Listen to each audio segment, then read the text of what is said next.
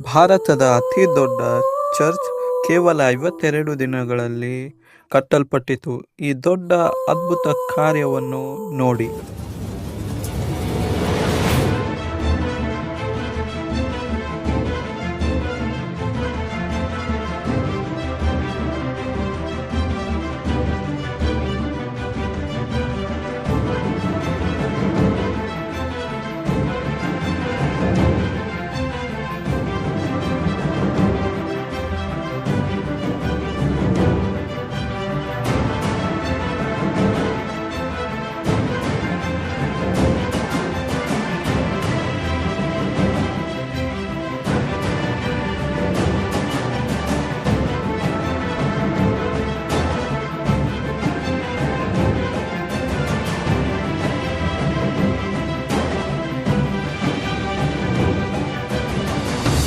ಭಾರತ ದೇಶದ ಅತಿ ದೊಡ್ಡ ಚರ್ಚ್ನ ಈ ಸಾಕ್ಷಿಯು ಅದ್ಭುತವಾಗಿಯೂ ವಿಸ್ಮಯವಾಗಿಯೂ ಆಶ್ಚರ್ಯವನ್ನು ಹುಟ್ಟಿಸುವಂಥದ್ದಾಗಿದೆ.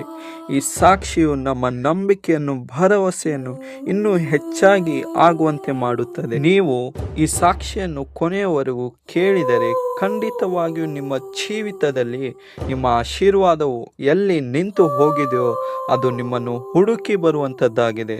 ಸೈತಾನನ ಎಲ್ಲ ಸುಳ್ಳುಗಳು ನಿಮ್ಮ ಜೀವಿತದಲ್ಲಿ ಬಿದ್ದು ಹೋಗುವಂಥದ್ದಾಗಿದೆ. ನೀವು ಈ ಸಾಕ್ಷಿಯನ್ನು ಕೊನೆಯವರೆಗೂ ಕೇಳಿದರೆ ಮಾತ್ರ ಇದೆಲ್ಲವೂ ಆಗುತ್ತದೆ. ಈ ಸಾಕ್ಷಿಯನ್ನು ನೀವು ಕೊನೆಯವರೆಗೂ ನೋಡುವಾಗ ನೀವು ಖಂಡಿತವಾಗಿ ಬಲಗೊಂಡು, ನನ್ನ ನಂಬಿಕೆಯು ಹೆಚ್ಚಾಗಿದೆ, ನನ್ನ ದರ್ಶನ ನನಗೆ ಪ್ರಕಟವಾಗಿದೆ, ನನ್ನ ಪ್ರಾರ್ಥನೆ ಮಟ್ಟ ಈ ದಿನ ಮೇಲಕ್ಕೆ ಏರಿದೆ ಎಂದು ಹೇಳುತ್ತೀರಾ. ಈ ಕಥೆಯು ಅಂದರೆ ಈ ಸಾಕ್ಷಿಯು 11 ನವೆಂಬರ್ 1971ರಲ್ಲಿ ಆಂಧ್ರ ಪ್ರದೇಶ್, ಭಾರತ ದೇಶದ ದಕ್ಷಿಣ ಭಾಗದಲ್ಲಿ ಯೇಸು ಕ್ರಿಸ್ತನನ್ನು ನಂಬದೇ ಇರುವ ಕುಟುಂಬದಲ್ಲಿ ಜನಿಸಿದ ಸತೀಶ್ ಕುಮಾರ್ ಎಂಬ ಸಾಧಾರಣ ವ್ಯಕ್ತಿಯ ಜೀವಿತದಿಂದ ಆರಂಭವಾಗುತ್ತದೆ. ಸಾಧಾರಣ ಕುಟುಂಬದಲ್ಲಿ ಜನಿಸಿದ ಸತೀಶ್ ಕುಮಾರ್ ತನ್ನ ಚಿಕ್ಕ ವಯಸ್ಸಿನಲ್ಲಿ ವಿಪರೀತವಾಗಿ ಕೆಟ್ಟತನದಲ್ಲಿ ಮುಳುಗಿ ಹೋಗಿದ್ದರು. ಎಷ್ಟು ಕೆಟ್ಟು ಹೋಗಿದ್ದರು ಅಂದರೆ ಎಲ್ಲ ರೀತಿಯ ವ್ಯಸನಗಳನ್ನು ಮಾಡುತ್ತಿದ್ದರು. ತನ್ನ 11ನೇ ವಯಸ್ಸಿನಲ್ಲಿಯೇ ಎಷ್ಟು ಹಾಳಾಗಿ ಹೋಗಿದ್ದರು ಅಂದರೆ ಸಮಾಜವನ್ನು ಹಾಳು ಮಾಡುವವರ ಸಂಗಡ ಸೇರಿ ತನ್ನ ಸ್ವಂತ ಕುಟುಂಬವನ್ನು ಹೇಗೆ ಪೀಡಿಸುತ್ತಾ ಇದ್ದರು ಅಂದರೆ, ಜನ್ಮ ಕೊಟ್ಟ ತಾಯಿಯೇ, ನೀನು ಯಾಕಾದರೂ ಹುಟ್ಟಿದೆಯಾ, ನಿನ್ನನ್ನು ಯಾಕಾದರೂ ಜನ್ಮ ಕೊಟ್ಟೆ, ಹೊಟ್ಟೆಯಲ್ಲೇ ಇರಬೇಕಾದರೆ ನೀನು ಸಾಯಬೇಕಿತ್ತಲ್ಲ ಎಂದು ಹೇಳುವುದರ ಮಟ್ಟಿಗೆ ಸತೀಶ್ ಕುಮಾರ್ ಕೆಟ್ಟು ಹೋಗಿದ್ದರು. ಜನ್ಮ ಕೊಟ್ಟ ತಾಯಿಯ ತನ್ನ ಬಗ್ಗೆ ಹೀಗೆ ಹೇಳುವುದನ್ನು ಕೇಳಿ ಸತೀಶ್ ಕುಮಾರ್ ಅವರ ಹೃದಯವು ಒಡೆದು ಹೋಯಿತು. ಆತನು ಇನ್ನೂ ಹೆಚ್ಚು ಕೆಟ್ಟತನವನ್ನು, ತುಂಟತನವನ್ನು, ಕೆಟ್ಟದಾದ ಕೆಲಸಗಳಲ್ಲಿ ತನ್ನನ್ನು ತೊಡಗಿಸಿಕೊಂಡು ಬಿಟ್ಟನು. ಆತನ ತಾಯಿಯು ಆತನಿಗೆ ಹೇಳಿದಳು, ದೇವರು ಕೂಡ ನಿನ್ನನ್ನು ಬದಲಾಯಿಸಲು ಸಾಧ್ಯವಿಲ್ಲ. ಹೀಗೆ ಪದೇ ಪದೇ ತಾಯಿಯ ತಿರಸ್ಕಾರ, ಸಂಬಂಧಿಗಳ ಚುಚ್ಚು ಮಾತುಗಳನ್ನು ಕೇಳಿದ ಬಾಲ್ಯ ವ್ಯವಸ್ಥೆಯಲ್ಲಿರುವ ಸತೀಶ್ ಕುಮಾರ್ ಅವರ ಹೃದಯವು ಒಡೆದು ಹೋಯಿತು. ಸತೀಶ್ ಕುಮಾರ್ ತನ್ನಲ್ಲಿರುವ ನೋವು ಹೊರಗೆ ತೋರಿಸಿಕೊಡುತ್ತಾ ಇರಲಿಲ್ಲ, ಆದರೆ ಒಳಗೆ ತನ್ನ ಮನಸ್ಸಿನಲ್ಲೇ ತುಂಬ ನೋವು ಪಡುತ್ತಿದ್ದರು. ಯೋಚಿಸುತ್ತಾ ಇದ್ದರು, ನಿಜವಾಗಿಯೂ ನಾನು ಇಷ್ಟು ಕೆಟ್ಟವನಾಗಿದ್ದೇನಾ? ನಿಜವಾಗಿಯೂ ನನ್ನನ್ನು ಬದಲಾಯಿಸುವುದಕ್ಕೆ ಯಾರಿಂದಲೂ ಸಾಧ್ಯವಿಲ್ಲವೇ? ಈ ವಿಚಾರಗಳಿಂದ ತುಂಬಿದ ಸತೀಶ್ ಕುಮಾರ್ ಒಂದು ದಿನ ಅವರ ಊರಿನಲ್ಲಿ ಯಾರೋ ಸುವಾರ್ತೆಯನ್ನು ಸಾರುವುದಕ್ಕೆ ಬಂದಿದ್ದಾರೆಂದು ಕೇಳುತ್ತಾರೆ. ಆ ಸುವಾರ್ತೆಯನ್ನು ಸಾರುವಂಥ ವ್ಯಕ್ತಿಯು ಯೇಸು ಕ್ರಿಸ್ತನು ಜೀವಿತಗಳನ್ನು ಬದಲಾಯಿಸುತ್ತಾರೆ, ಪ್ರಭುವಾದ ಯೇಸು ಕ್ರಿಸ್ತನು ಜೀವನಗಳನ್ನು ಬದಲಾಯಿಸುತ್ತಾರೆ. ಇದನ್ನು ಕೇಳಿದ ಸತೀಶ್ ಕುಮಾರ್ ಅವರಿಗೆ ಆಶ್ಚರ್ಯವಾಗುತ್ತದೆ. ಅವರ ತಾಯಿಯ ಹೇಳಿದ ಮಾತುಗಳು ನೆನಪಿಗೆ ಬರುತ್ತದೆ. ನನ್ನ ತಾಯಿಯು ಮತ್ತು ಎಲ್ಲರೂ ಹೇಳುತ್ತಾರೆ, ನನ್ನನ್ನು ಬದಲಾಯಿಸಲು ಯಾರಿಂದಲೂ ಆಗುವುದಿಲ್ಲವೆಂದು. ಆದರೆ ಈ ದೇವರು ಯಾರು? ಸತೀಶ್ ಕುಮಾರ್ ಒಂದು ಹಿಂದೂ ಕುಟುಂಬದಲ್ಲಿ ಜನಿಸಿದ ವ್ಯಕ್ತಿಯಾಗಿದ್ದರು. ಆದ ಕಾರಣ ಯೇಸು ಕ್ರಿಸ್ತ ಎಂಬ ಹೆಸರನ್ನು ಮೊದಲನೇ ಬಾರಿ ಕೇಳುತ್ತಾ ಇದ್ದರು. ಸತೀಶ್ ಕುಮಾರ್ ಮನಸ್ಸಿನಲ್ಲಿ ಮಾತಾಡಿಕೊಳ್ಳುತ್ತಾ ಇದ್ದರು.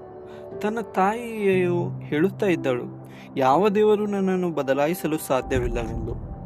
ಆದರೆ ಈ ಸುವಾರ್ತೆಯನ್ನು ಸಾರುವಂಥ ವ್ಯಕ್ತಿ ಯಾವ ದೇವರ ಬಗ್ಗೆ ಮಾತಾಡುತ್ತಾ ಇದ್ದಾನೆ? ಮತ್ತು ಸತೀಶ್ ಕುಮಾರ್ ಯಾವಾಗ ಈ ಮಾತನ್ನು ಕೇಳುತ್ತಾರೋ ಈ ಸುವಾರ್ತೆಯನ್ನು ಕೇಳುವಂಥ ವ್ಯಕ್ತಿ ಒಂದು ದೇವರ ಬಗ್ಗೆ ಮಾತಾಡುತ್ತಾ ಇದ್ದಾನೆ ಎಂದರೆ ಆ ದೇವರ ಹೆಸರು ಯೇಸು ಕ್ರಿಸ್ತನು. ಮತ್ತು ಈ ಕರ್ತನಾದ ಯೇಸು ಕ್ರಿಸ್ತನಲ್ಲಿ ಸಾಮರ್ಥ್ಯವಿದೆ.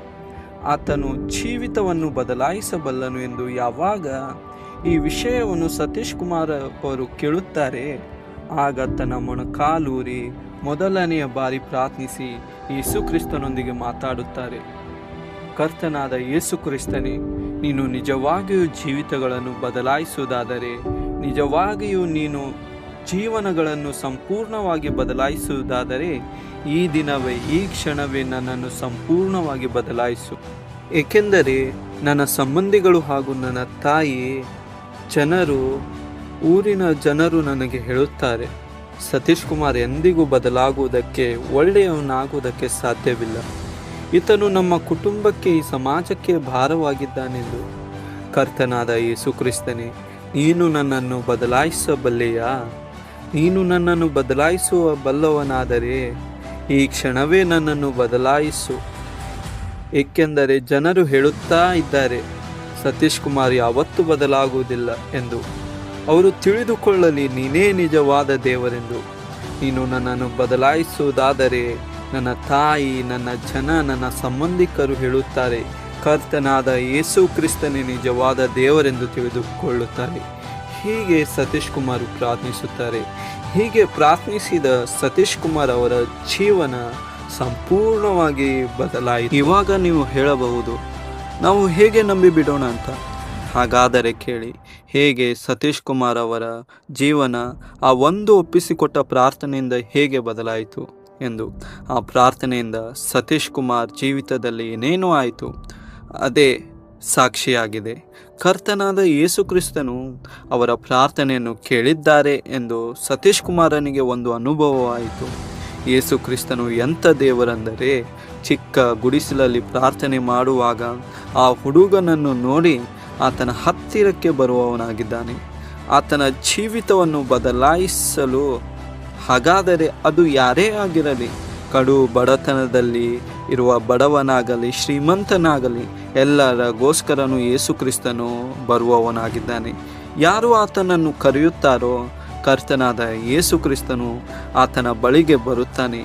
ಯಾವನು ಯೇಸು ಕ್ರಿಸ್ತನ ಹೆಸರನ್ನು ಹೇಳಿ ಪ್ರಾರ್ಥಿಸುತ್ತಾನೋ ಅವನು ಎಂದಿಗೆ ನಾಚಿಕೆಗೆ ಗುರಿಯಾಗುವುದಿಲ್ಲ. ಯಾರು ಯೇಸು ಕ್ರಿಸ್ತನ ನಾಮವನ್ನು ಎತ್ತುತ್ತಾರೋ ಅವರು ಎಂದಿಗೂ ಅವಮಾನ ಹೊಂದುವುದಿಲ್ಲ. 10-11 ವರ್ಷದ ನಡುವೆ ಇದ್ದಂಥ ಸತೀಶ್ ಕುಮಾರ್ ಎಲ್ಲ ರೀತಿಯ ಚಟಗಳಲ್ಲಿ, ಕೆಟ್ಟ ಕಾರ್ಯಗಳಲ್ಲಿ ಬಿಡುಗಡೆ ಹೊಂದಿದನು. ಪವಿತ್ರಾತ್ಮನ ಕಾರ್ಯ ಅವರ ಜೀವಿತದಲ್ಲಿ ನಡೆಯಿತು. ಸತೀಶ್ ಕುಮಾರ್ ಅವರಿಗೆ ಅನುಭವವಾಯಿತು. ಕಟ್ಟಿದ ಕಟ್ಟುಗಳು, ದೇಹಕ್ಕೆ ಕಟ್ಟಿದ ಕಟ್ಟುಗಳು, ಮನಸ್ಸಿಗೆ ಕಟ್ಟಿದ ಕಟ್ಟುಗಳು, ಅನೇಕ ವರ್ಷಗಳಿಂದ ಇದ್ದಂಥ ಸೈತಾನನ ಬಂಧನಗಳು ಕರ್ತನಾದ ಯೇಸು ಕ್ರಿಸ್ತನು ಅದೆಲ್ಲವನ್ನು ಮುರಿದು ಹಾಕಿದ್ದಾನೆಂದು. ಏಕೆಂದರೆ ಸತೀಶ್ ಕುಮಾರ್ ಅವರು ಪ್ರಾರ್ಥಿಸಿದ್ದರು, ಕರ್ತನಾದ ಯೇಸು ಕ್ರಿಸ್ತನೇ ನನ್ನನ್ನು ಬದಲಾಯಿಸು ಎಂದು. ನೀನೇ ನಿಜವಾದ ದೇವರೆಂದರೆ ನನ್ನನ್ನು ಬದಲಾಯಿಸು. ಅದೇ ರೀತಿಯಾಗಿ ಯೇಸು ಕ್ರಿಸ್ತನು ಆತನನ್ನು ಸಂಪೂರ್ಣವಾಗಿ ಬದಲಾಯಿಸಿದನು. ಆಗ ಸತೀಶ್ ಕುಮಾರ್ ಅವರು ನಿರ್ಧರಿಸುತ್ತಾರೆ, ನಾನು ಈ ದೇವರ ಬಗ್ಗೆ ಎಲ್ಲರಿಗೂ ಹೇಳುತ್ತೇನೆ. ಆತನು ನಿರ್ಧರಿಸಿದನು, ನಾನು ಕರ್ತನಾದ ಯೇಸು ಕ್ರಿಸ್ತನ ಸೇವೆ ಮಾಡುತ್ತೇನೆ ಎಂದು. ಜನ್ಮ ಕೊಟ್ಟ ತಾಯಿಯೇ ನಾನು ಎಂದಿಗೂ ಬದಲಾಗುವುದಿಲ್ಲ ಎಂದು ಹೇಳಿದ್ದಳು. ಆದರೆ ಕರ್ತನಾದ ಯೇಸು ಕ್ರಿಸ್ತನು ಆತನು ನನ್ನ ಜೀವನವನ್ನು ಬದಲಾಯಿಸಿಬಿಟ್ಟನು. ಆದ ಕಾರಣ ನಾನು ಈ ಕರ್ತನ ಸೇವೆ ಮಾಡುತ್ತೇನೆ ಎಂದು ತಮ್ಮ ಸಾಕ್ಷಿ ಹೇಳುವಾಗ ಹೇಳುತ್ತಾರೆ. ಪವಿತ್ರಾತ್ಮನಿಂದ ಅನುಭವವಾಗುತ್ತದೆ. ಯೇಸು ಕ್ರಿಸ್ತನು ನಮ್ಮ ಪರವಾಗಿ ಚಿಂತಿಸುವವನಾಗಿದ್ದಾನೆ. ನಿಮ್ಮ ವಯಸ್ಸು ಎಷ್ಟೇ ಇರಲಿ, ನಿಮ್ಮ ಜಾತಿ ಯಾವುದೇ ಇರಲಿ, ಯಾವುದೇ ಧರ್ಮವಾಗಿರಲಿ, ನಿಮ್ಮ ಹೆಸರು ಏನೇ ಇರಲಿ, ನೀವು ಕರೆಯುವುದಾದರೆ ಕರ್ತನಾದ ಯೇಸು ಕ್ರಿಸ್ತನು ಬರುವವನಾಗಿದ್ದಾನೆ. ನಿನ್ನ ಸರಪಣಿಯನ್ನು ಮುರಿಯುವವನಾಗಿದ್ದಾನೆ. ಸಮಾಧಾನ, ಶಾಂತಿ, ಜೀವಿತ ಕೊಡುವವನಾಗಿದ್ದಾನೆ. ಸತೀಶ್ ಕುಮಾರ್ ಈ ಘಟನೆಯ ನಂತರ ಯಾವಾಗ ಕರ್ತನು ಅವನನ್ನು ಎಲ್ಲ ಬಂಧನದಿಂದ ಬಿಡಿಸುವಾಗ ಆತನಿಗೆ ಗೊತ್ತಾಯಿತು, ಆತನು ಬಿಡುಗಡೆ ಹೊಂದಿದನು, ಆತನು ಬದಲಾದನೆಂದು. ತನ್ನ ಜೀವಿತದಲ್ಲಿ ಆಗಿದ್ದ ಈ ಅದ್ಭುತ ಬದಲಾವಣೆಯನ್ನು ಆತನು ತನ್ನ ಸಂಬಂಧಿಕರಿಗೆ ಹೇಳುವುದಕ್ಕೆ ಪ್ರಾರಂಭಿಸಿದನು. ಆದರೆ ಆತನ ಸ್ನೇಹಿತರು, ಸಂಬಂಧಿಕರು ಆತನನ್ನು ನೋಡಿ ನಕ್ಕರು. ನೀನು ಯಾವಾಗಾದರೂ ಕರ್ತನಾದ ಯೇಸು ಕ್ರಿಸ್ತನ ಬಗ್ಗೆ ಸಾಕ್ಷಿ ಹೇಳುವಾಗ ಜನರು ನಿಮ್ಮನ್ನು ನೋಡಿ ನಕ್ಕು ತಮಾಷೆ ಮಾಡಿ ಅವಮಾನಿಸಿದ್ದಾರಾ? ನಿಮ್ಮ ಸಾಕ್ಷಿಯನ್ನು ಹೇಳುವಾಗ ಜನರು ತಮಾಷೆಯಾಗಿ ತೆಗೆದುಕೊಂಡಿದ್ದಾರಾ? ಯಾರೇ ತಮಾಷೆ ಅವಮಾನ ಮಾಡಿದರೂ ನನ್ನ ಪ್ರಿಯರೇ, ನಾವು ಸಾಕ್ಷಿಯನ್ನು ಹೇಳಲೇಬೇಕು. ಏಕೆಂದರೆ ಸಾಕ್ಷಿಗಳೇ ನಂಬಿಕೆಯನ್ನು ಹುಟ್ಟಿಸುವಂಥದ್ದಾಗಿದೆ. ಹೀಗೆ ಸತೀಶ್ ಕುಮಾರನೊಂದಿಗೆ ಈ ಘಟನೆಯಾದ ನಂತರ ಆತನಿಗೆ ಒಂದು ಬೈಬಲ್ ಸಿಕ್ಕಿತು. ಆ ಬೈಬಲ್ ಒಂದು ಟೇಬಲ್ ಮೇಲೆ ಇತ್ತು. ಯಾವಾಗ ಸತೀಶ್ ಕುಮಾರ್ ಆ ಬೈಬಲನ್ನು ತೆರೆಯುತ್ತಾರೋ, ಸತೀಶ್ ಕುಮಾರ್ ಅವರು ಆ ಬೈಬಲನ್ನು ತೆರೆದಾಗ ಮುಂದೆ ಏನಾಗುತ್ತದೆ, ಯಾವ ವಾಕ್ಯ ಭಾಗ ಅವರಿಗೆ ಸಿಗುತ್ತದೆ, ಮತ್ತು ಸತೀಶ್ ಕುಮಾರ್ ಅವರ ಜೀವಿತದಲ್ಲಿ ಮುಂದೆ ಏನಾಗುತ್ತದೆ ಎಂದು ನಾವು ಮುಂದಿನ ಭಾಗದಲ್ಲಿ ನೋಡೋಣ. ನಿಜವಾಗಿಯೂ ಈ ಸಾಕ್ಷಿಯು ನಿಮ್ಮ ನಂಬಿಕೆಯನ್ನು ಹೆಚ್ಚಿಸಿದರೆ ಮತ್ತು ನೀವು ಈ ಸಾಕ್ಷಿಯ ಮುಂದಿನ ಭಾಗವನ್ನು ನೋಡುವುದಕ್ಕೋಸ್ಕರ ಆಸಕ್ತಿಯುಳ್ಳವರಾಗಿದ್ದರೆ ಈ ಚಾನೆಲನ್ನು ಸಬ್ಸ್ಕ್ರೈಬ್ ಮಾಡಿ, ಈ ವಿಡಿಯೋ ಶೇರ್ ಮಾಡಿ. ಮತ್ತು ಈ ವಿಡಿಯೋಗಳಿಂದ, ಈ ಚಾನಲಿಂದ, ಈ ಧ್ವನಿಯಿಂದ ಯೇಸು ಕ್ರಿಸ್ತನಿಗೆ ಮಾತ್ರ ಮಹಿಮೆ ಉಂಟಾಗಲಿ. ಆಮೇನ್.